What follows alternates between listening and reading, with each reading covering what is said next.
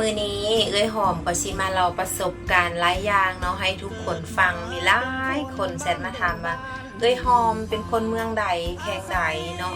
อยู่แนวใดเดี๋ยวเอ้ยหอมจะไปตอบให้เด้อมื้อนี้เฮาก็สิมาลงท้องนาให้เบิ่งเนาะ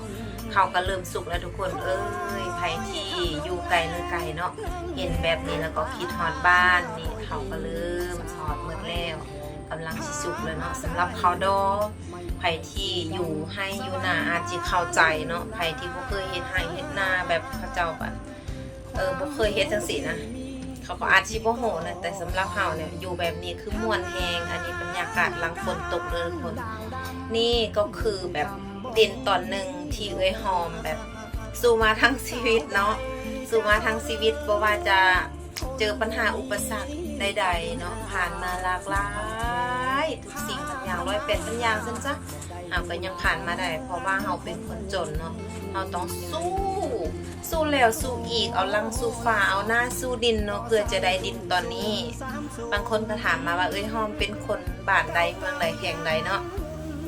อันนี้เอ้ยหอมก็สิมาตอบให้เด้อเอ้ยหอมนะเป็นคนแข่งหลวงพระบางเมืองปากแสงเด้อแล้วก็เฮาได้แบบบ้านเฮาเนาะเป็นคนที่ว่าบ่มีหน้าแล้วก็เป็นคนที่อยู่บนดอยขึ้นภูเขาอันนี้เอ้ยหอมก็เลยแบบตัดสินใจย้อนความทุกข์ยากเนาะขาดเขินก็เลยตัดสินใจมาอยู่ไทยเนาะเพื่อหาเงินมาสร้างอาชีพสร้างเพื่อลูกเพื่อหลานเนาะมาที่นี่มาอยู่ไทยได้2 ปีก่อนที่จะมาถึงจุดนี้แต่ว่าเฮาก็เป็นคนที่ว่าบ่ร่ำบ่รวยเนาะแต่ว่าเฮาก็ภูมิใจคนเฮาเนี่ยถ้าเฮามีดินอยู่มีข้าวกินมีดินอยู่เนาะก็คือแบบ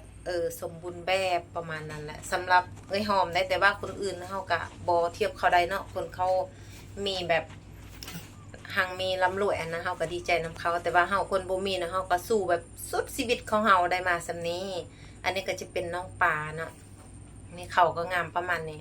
แล้วก็เอ้ยหอมมาอยู่ไทยได้เงินแบบก่อนน้อยๆเนาะก็บ่หลาย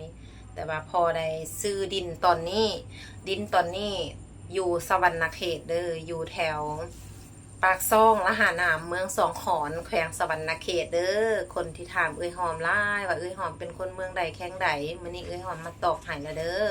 อันนี้ก็จะเป็นน้องปลาที่เอ้ยหอมซื้อมาได้เนาะซื้อให้ลูกให้หลานนี่แหละทุกคนเนี่ยเอ้ยหอมก็เอาปลาลงลายเติบแล้วได้เนี่ยมันก็อาจจะเป็นตัวใหญ่ๆแล้วเวลาเฮาออกมาเบิ่งจังซี่มันก็สิเห็นมันดินตามเนาะก็บ่หลายเฮ็ดเท่าที่เฮาเฮ็ดได้ก็ลองเบิ่งอันนี้เป็นปีแรกที่เอ้ยหอมเฮ็ดนาเนาะลองเบิ่งลองลุ้นนำกันว่าเขามันจะได้จักสอบเนาะอันนั้นจะเป็นกระท่อมที่เอ้ยหอมกำลังสร้างอยู่ขนาดลังน้อยๆได้นั้นโอ้ยหมดเงินหลายเลยทุกคนหลังจากเฮาคนบ่มีนะเอ้ยหอมสู้ชีวิตมาคนเดียวเพื่อลูกเพื่อพ่อเพื่อแม่เนาะจึงจะมาฮอดจุดนี้